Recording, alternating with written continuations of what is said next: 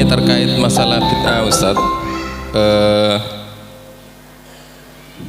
Dengan adanya bid'ah itu ya, yang kemarin sudah disampaikan ada bid'ah hasanah ya, padahal kita semua tadi kemarin sudah diterangkan bahwa bid'ah itu adalah dolalah. Terus pertanyaan saya, apakah itu bagian dari perkembangan atau inovasi ilmu hadis Ustaz? Karena setelah kita mengkaji ilmu hadis ini ternyata kok, karena ada penulisan bid'ah hasanah itu, ada juga hadis-hadis yang baik, yang notabene-nya itu disahihkan oleh Syekh Albani. Itu salah satunya Ustaz. Jadi korelasinya ini dengan bid'ah-bid'ah, sebagian ulama juga ada yang menulis sampai tingkatan tentang bid'ah, ada yang menulis sampai bid'ah hasanah. Itu kan berarti sebagian dari, apakah itu bagian dari perkembangan ilmu hadis Ustaz? Jadi ini mohon diterangkan supaya nanti kita bisa, mohon maaf saya bisa memilah ini bid'ah yang seharusnya masih bisa pakai hadis sahih, apalagi kalau kita belajar dari biografi para ulama juga ternyata ya luar biasa. Dalam artian itu begini, ternyata ada kelompok-kelompok ilmu hadis dhaif itu juga masih bisa dipakai ya. Jadi seperti itu Ustaz. Afan untuk pertanyaan ini, jazakumullah. Assalamualaikum warahmatullahi wabarakatuh. Waalaikumsalam warahmatullahi wabarakatuh. Ya, jadi ada memang beberapa pembelaan bagi mereka-mereka yang melegalkan bid'ah dalam bersyariat dengan mengatakan ini adalah bid'ah hasanah dan yang lainnya ya. Jadi harus kita pahami dulu ya, apa yang disebut dengan bid'ah hasanah itu adalah kalau itu diletakkan dalam hal-hal yang alat tadi itu, di luar dalam syariat ya, di luar syariat, yaitu dalam alat syariat.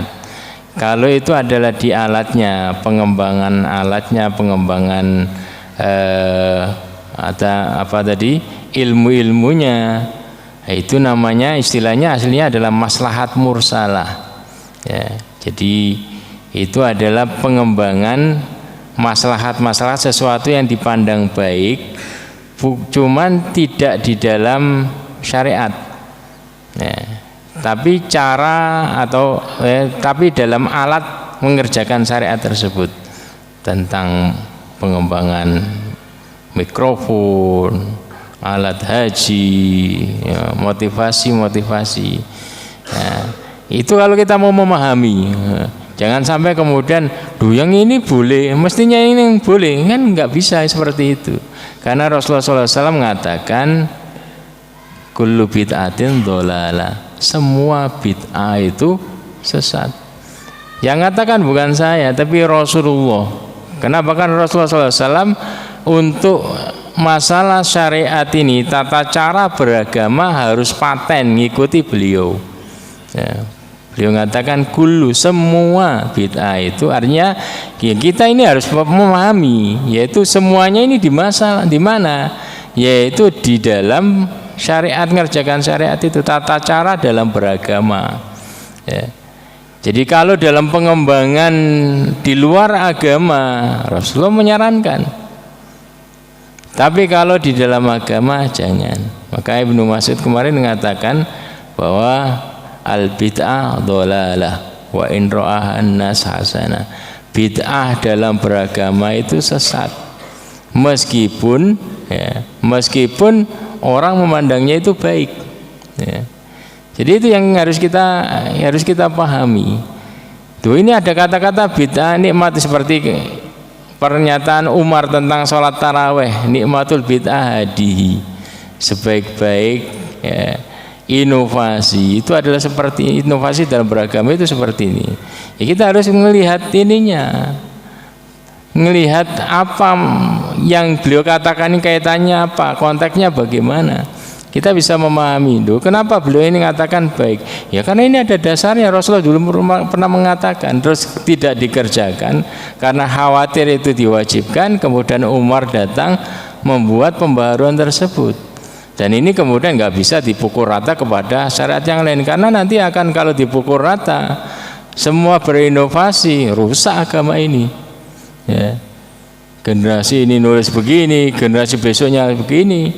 Tata cara ibadahnya orang Jawa berbeda dengan tata cara ibadah orang Sumatera, berbeda juga dengan tata cara orang Arab, berbeda juga dengan tata cara orang India. Ya. Jadi kita ini dikasih konsep yang mudah dalam beragama, yang murah mudah, ya. Yaitu apa?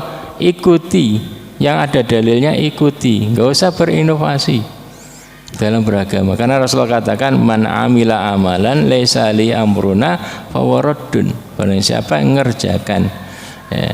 Jangan kemudian diputar balikan. Duh, ini kan hadis Umar ini kan sahih ini, ya sahih, tapi maksudnya bagaimana dulu? Karena itu tentang taraweh, dan taraweh itu dikerjakan Rasulullah, kemudian tidak dikerjakan, beliau hanya ngerjakan 3 kali, tidak beliau kerjakan lagi karena khawatir diwajibkan. Setelah beliau sudah meninggal kan nggak ada kewajiban lagi, sudah berhenti syariat, ya. Jadi kita ini diajak, dikasih konsep cara ibadah yang praktis, ya, mudah, ya, itu apa? Ikuti contohnya.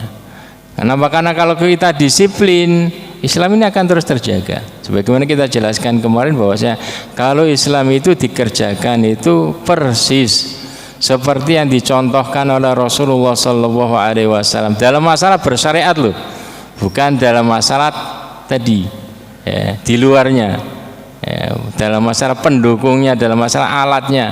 Kalau dalam masalah alatnya, fasilitasnya kembangkan, tapi dalam masalah bersyariat ini harus pakai dalil, karena Allah menginginkan diibadahi itu dengan dalil. Dengan contoh, apa gunanya Allah ngutus Rasulullah SAW kalau syariatnya ini tidak dipakai atau syariatnya ditambah-tambahi, ya. Jadi tadi kembalikan kepada dalil. Apa yang ada dalilnya kita kerjakan. Kalau nggak ada dalilnya tinggalkan. Ngapain buang-buang waktu, ya.